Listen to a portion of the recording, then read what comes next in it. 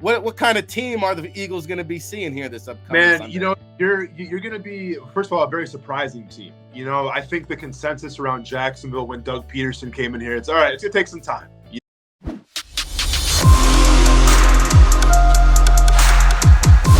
It's getting hot in here because our next guest is a former Jacksonville Jaguar, and he came across my timeline. The Jaguars are doing big things, and I just saw him, I don't know, not too long ago, doing some media stuff down there at the Senior Bowl, hanging out. I know he's doing some writing for Sports Illustrated, and then all of a sudden on the late night, he came across my timeline, and I see Austen Lane going, Duval! Let's welcome him in here to the Football Playbook Show. There he is, Austen. Good morning, my man. What's happening? What's up, man? Good morning. Hey, do you want me to go horizontal quick so we get the whole screen in here? Man, we can flip it and reverse it, get Missy Elliott on him. We had a Mob Deep reference last segment. We'll go Missy Elliott this segment, but man, I like it. I like what you're doing, and we'll get into some Jaguars talk, but I really had no idea that you were into the whole MMA scene and mixed martial arts, and congratulations. I see you're 12-3, kicking some ass out there. So like I said, last time I saw you were doing some media stuff. How did the MMA deal come about? Yeah, so MMA has always been there since I retired from the league back in 2014. I had my last year in Chicago. I actually started MMA as a way to train for my hands because I was a defensive end / linebacker. So I went to an MMA gym, get my hand speed up a little bit, increase my hand strength, because when you're rushing the passer, those are two key things. So went to an MMA gym, fell in love with it right away. It was also they did jiu-jitsu, so I fell in love with that. So I kind of knew, like, during the offseason, I'd be training all these techniques and everything, these disciplines. I knew once football was done, MMA was going to be in my back pocket. So once I retired from the league back in 2014, I'm like, oh, this is going to be easy transition. Let's go be a fighter now. Very cool. Very cool. Yeah, 12-3, doing big things in the ring. And your Jacksonville Jaguars are doing big things. It's been a while since they gave us something to cheer about. And here in Philadelphia, we're excited to see Doug Pederson, our good friend. It looks like he's got this team turned around, and you've obviously got your finger on the pulse still with the team. And Trevor Lawrence has taken this big step. What kind of team are the Eagles going to be seeing here this upcoming Sunday? You're going to be, first of all, a very surprising team. I think the consensus around Jacksonville when Doug Pederson came in here, it's all right, it's going to take some time, because you essentially had to right the wrong that was Urban Meyer the previous year. The locker room was a mess. You saw it on the field, only winning like 2 games. Like, that was a mess. There's a lot of things to fix. You saw in free agency a little bit, a few moves here or there. Christian Kirk obviously probably being the biggest signing in terms of how much they paid him. And at the time, I think he was like the number 6 highest paid wide receiver in the league. And now that's kind of gone down a little bit with inflation and everything. So there was a lot of people who were skeptical. And, even in the first week against Washington, it was a close game, but we all saw it before. We've seen the missed field goals. We saw Trevor Lawrence not be able to close it at the end. And it was like, oh, here we go again.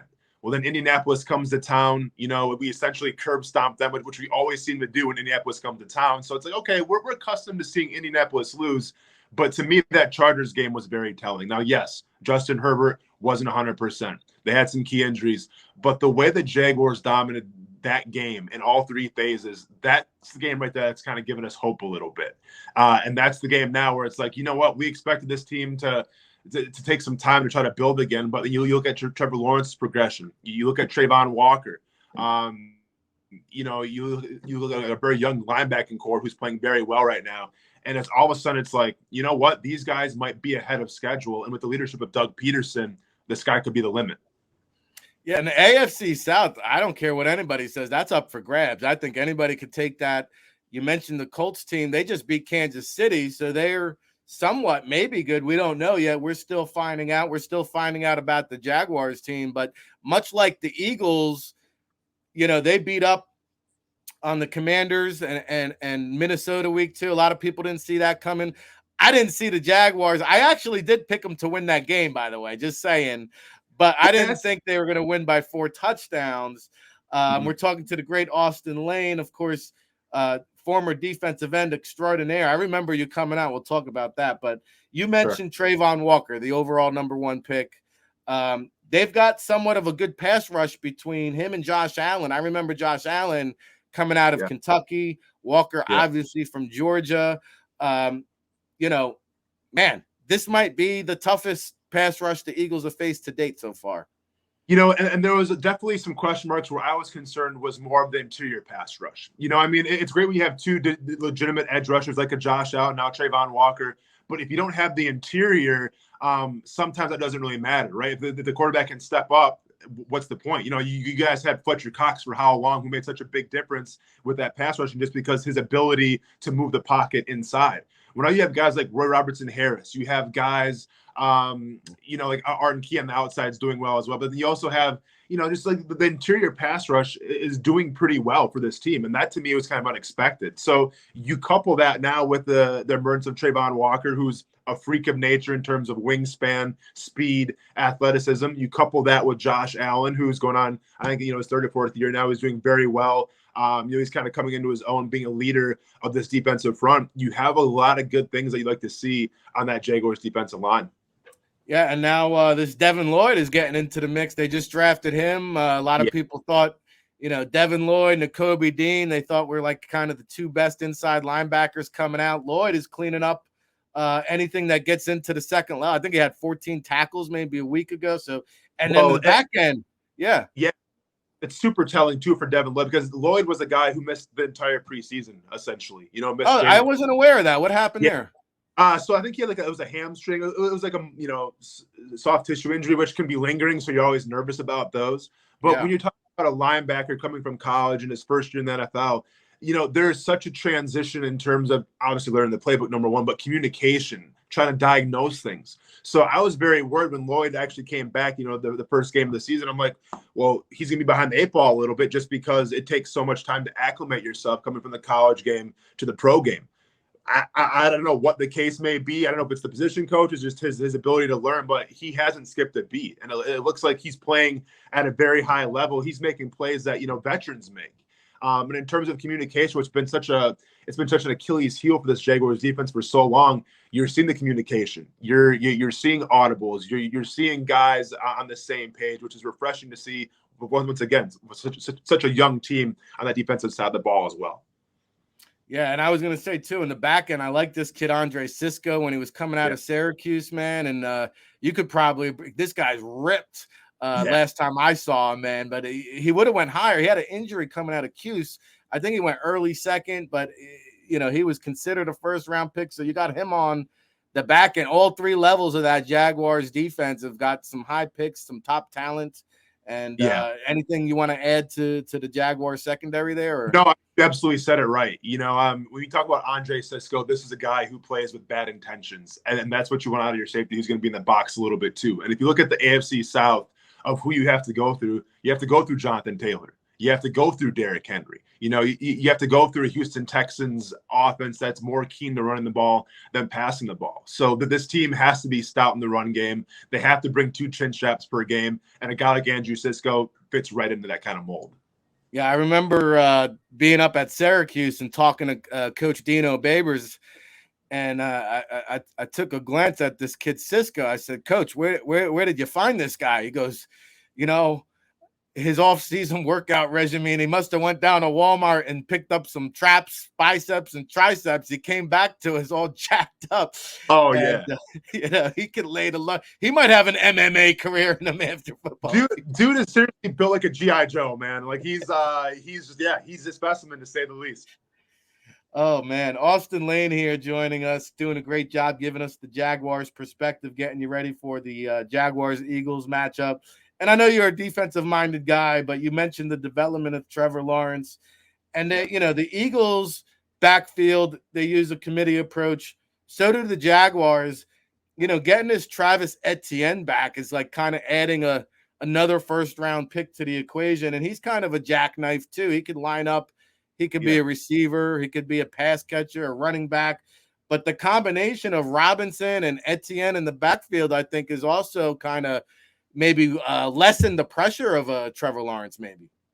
No, and you absolutely hit the nail on the head. I mean, obviously that there's been a big deal now with Trevor Lawrence, Christian Kirk, Zay Jones finding love in the pass game and finding success. But to me, this all has stemmed from the run game. And you see with Doug Pederson about how he's calling this offense. If we go back to last year with Urban Meyer, James Robinson was a guy who kind of got lost in the shuffle a little bit. Whether Urban wasn't a big fan of him, whether it was a lack of speed, whatever the case may be, you didn't hear a lot about James Robinson last year. Now, he had an injury too, so that goes into a point. His rookie year, if you remember, undrafted free agent out of Illinois State, comes in, essentially wins the starting gig over Leonard Fournette, and they let Leonard Fournette go. I guess the evolution now that we've seen of James Robinson, in my opinion, is the biggest reason why the Jaguars are so successful right now on offense. And if you want to go back in time, it reminds me a lot of what Doug Pederson had back in Philly back in 2017 when he had a guy by the name of LeGarrette Blount. He was never a guy that was maybe going to break all these tackles and get like these 90-yard touchdowns. He didn't have like the breakaway speed, but he was dependable. A guy that could run between the tackles, get you 4 or 5 yards per carry, lower your shoulder, and really develop a physical type of game set. That's what James Robinson has done now for this team. And yes, you sprinkle on some Travis, Etienne and everything like that in the pass game, almost like an Alvin Kamara / Mark Ingram when they first started out in New Orleans. It's a great piece to have, but make no mistake about it. This offense right now, it goes through James Robinson. Yeah, and we were on it at the NFL Draft Bible. We had a Robinson as a top 100 player. We were shocked when he went undrafted. Illinois State, the Redbirds, I was disappointed he didn't get a Senior Bowl invite. He was down at the East-West Shrine game, had himself a heck of a week. Here comes draft weekend. I'm saying, what, did something happen? Is my eye off? Do I need a prescription? Because to your point, he's a tough, hard-nosed runner. Now, I think the 40-yard dash time wasn't great. Sure. Maybe that was the deal coming from the FCS. Yeah. I remember your 40-yard dash time coming out of Murray State now. And back in the day, I mean, it's like a regular thing now with these big Jordan Davis guys running these phenomenal 40-yard dash times. But 10, 12 years ago, what I have you here, 6'5", 276. You ran a 4.58 coming out of Murray State. So that's what they said. That's what the coaches reported. Now that might be like a 39-yard dash. Because then I go to the combine and run a 4.8. So it is what it is. But yeah, man. It was when I ran that 40-yard dash in my college, I was probably like around 250, 260. And then when I reached the combine, I was almost 280. And it's wild to see just the evolution now of the defensive end of the edge rusher. Because when I was coming out back in 2010, it was all about the big 4-3 defensive ends. Like the 3-4 defense, a few teams were running those at the time, but it was more about, okay, if you're a defensive end, you got to be big, you got to be stout, and you got to be able to move pretty well as well.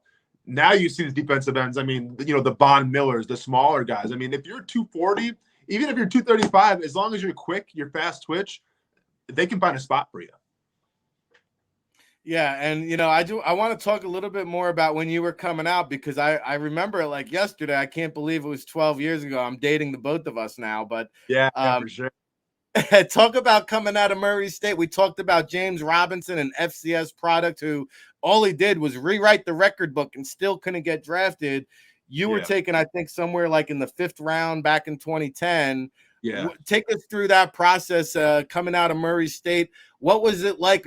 Were a lot of scouts coming through your senior season, or were you kind of unsure where you might fit in the draft process? No, I mean, so, Murray State is a crazy story in itself, just because that was my only scholarship offer that I had.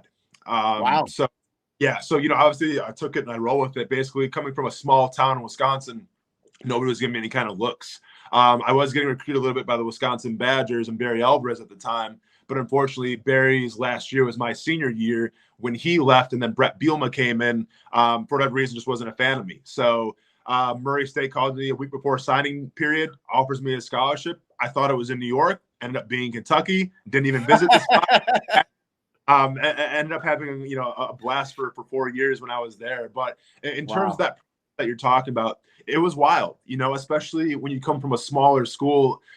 Teams want to do their due diligence on you. They want to pick your brain and everything. So, yeah, I mean, in terms of my senior year at practice, we practice in the mornings around 6:30 in the morning. We'd have maybe 3 or 4 scouts out there at a time. And then after practice, before school, I would go meet with them, have to get on the board, draw stuff up, whatever the case may be. So it was definitely it was a really cool experience that I'm blessed to go through. But at the same time, it was a lot, and especially with me, I had anywhere from a 3rd round grade to an undrafted grade. That's what I was told. So when you're sitting in your house on draft day, you get that phone call, there's a possibility of, 30 cities that you can probably live in. I'm thinking about that, but I'm also thinking, okay, well, it's the 3rd round. Am I going to go here? Am I going 4th round? So it was definitely a stressful day, but thankfully the 5th round comes around, pick 156. Jacksonville calls me up, and the rest is history. Yeah, worked out pretty good, I would say. And, on the opposite end of the spectrum, I know you got a little bit of a taste in being the evaluator and the media, and I saw you down at the Senior Bowl. You were doing some stuff for SI.com. Are you still doing the media stuff, or is it just strictly MMA now? So it's strictly MMA for right now. I am doing some media stuff, but it's more of just, stuff in Jacksonville. I actually have a morning show where it's like a top 40 station. So as opposed to talking about Trevor Lawrence and Doug Pederson every day, it's more Kim Kardashian and Ariana Grande. So that was kind of a switch up for me, but I really enjoy that. I'm a very creative person. So anything I can do to try to bring my personality and create content, I'm all for it, but as far as like the NFL stuff and the Sports Illustrated stuff, that's always still there as well. I'm so busy as it is right now. I take a break from it, but I mean, I still follow the league very closely. I still have a lot of opinions about it. I mean, I think when I saw it at the Senior Bowl, maybe the last time was a couple of years ago. I remember I was so high on Deebo Samuel. I wanted the Jaguars to draft him, not so much just from the skill set, but also from the name. He's pretty badass in terms of if your name's Deebo, you're going to be a star, number one. But I talked to him, I interviewed him. I loved his personality and his approach to the game. And sometimes those two things get lost in translation when we throw on those YouTube clips and we try to evaluate all this talent. Sometimes we actually sit down with somebody and you meet them and you get what they're all about. That's a big deal as well. And that actually, my very first interview I ever did was with the guy you guys should know now by the name of Gardner Minshew. It was funny when we're at the Senior Bowl. It was Daniel Jones, it was Drew Lock, and they're all at these podiums. They're all, all the reporters around them. And then we have this kid in the corner named Gardner Minshew, who nobody was talking to. He almost, at the time, he didn't have his mustache or anything. Looked like an insurance salesman more than anything. Didn't look like a football player that much. But I knew his story at Washington State. I wanted to interview him, and I left that interview. We played it on the radio, and after that, I said, I don't know where he's going to go, but he's going to get an opportunity someplace. And when he does, I think he's going to make the most of it. I think he's a special dude. And, he had that kind of that run in Jacksonville that was magical for a little bit. Unfortunately, we have Trevor Lawrence now, but I still hold that guy in very high regard, and now he's in Philly with you guys. So, yeah, no, he's been everything as advertised. And, this is my 21st year covering the NFL draft, Austen. And I tell people this all the time. When you get to the NFL, as you know, it's such a thin line. Everybody's talented. Of course. It's a fine line talent level wise in terms of who makes the 53, who's on the practice squad, who's on the street free agents. It's really what's in here and in here. And those interviews, whether it's at the Senior Bowl or the combine, I learned over 21 years of this process, it's more about you're investing in the person more than you are the skill set. Would you agree? Well, without a doubt, you have to be in the people business, and I think that whole landscape now of how, draft prospects get evaluated from NFL teams, I think that has changed a lot since I came out. I think when I came out, it was a lot more of, the physical attributes, the 40-yard dash times. I get it. Those are all still important and everything. Yes. But there's more important questions to ask in those interviews. For instance, like, how does somebody learn? That to me, if I was a coach, that'd be one of the biggest questions I'm asking my prospect is, hey, how do you learn? Like, do you need me to show you? Do you want like a notebook? Like, how do you learn best? Because that's what it's all about. Like, all these guys coming out of college, they're talented, man, right? They're talented, all have different stories, but they're all athletic. They can all get the job done. But once you understand of how players learn, how they go about their business and what they're all about, well, now you've unlocked so much more information, so much more criteria that is either going to fit your football team or is not. No, that's real talk right there with Austen Lane. Host, what's the name of the morning show? Let's give it a little plug. Yeah, man. So it's Megan and Austen in the morning, 95.1 WAPE. So yeah, man, it's we've been doing it for about a year and a half now. I'm having a blast with it, like I said. I'm not like the biggest like pop culture Kim Kardashian like fanatic or anything, but I still have fun with it. What city are you based in now? Oh, so I'm still in Jacksonville. Okay. All right. Yeah. Awesome. So now I know where to go. I don't know much about pop culture. I did see Kim Kardashian in this Batman suit or something floating around. She looked like an hourglass. Yeah. Well, I'll tell you what, Rick, the big story right now that we're doing is Rihanna is going to be playing the Super Bowl. So we're all excited for that. We thought it was going to be Taylor Swift. That was the rumor on the street. And now we got Rihanna, which nothing against Taylor Swift, she does her thing. But I mean, dude, you want to talk about like being in grade school again and like you think you're going to have Salisbury steak and it's pizza day because Rihanna got announced? That's where I'm at right now. So I'm that one. Oh, man, I love it. All right, well, before we get you out of here, give us the lowdown with your fighting career. You won your last fight, I believe. What's on deck? Who you have an opponent lined up? Where's it going to be? Or are you still negotiating that? How does it work?